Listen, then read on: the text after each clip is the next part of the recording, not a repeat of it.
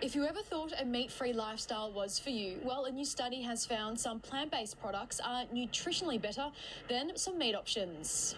Tom Davies and his family have been reducing their meat consumption for some time now and say by doing so, they've already seen the benefits. We raise the children to eat some meat, but not a huge amount. It doesn't surprise me at all that when you're eating a plant-based alternative that's been produced in high-quality facilities, that it's going to be cleaner and better produced. The study found meat can have up to 5 times the amount of saturated fats than plant-based options.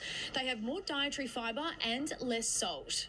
Plant-based meats also don't carry the same risks as conventional meat. So they have reduced risk of food-borne illnesses such as lower risk of salmonella, and they also have reduced risks of links to certain diseases such as cancer, heart disease and type 2 diabetes. But by cutting out meat completely, you could experience a lack of key nutrients. Some of the key nutrients that you need to look out for include omega-3 fats, iodine, zinc, iron and choline. If in doubt, most dietitians recommend a balanced diet, including both meat and vegetables.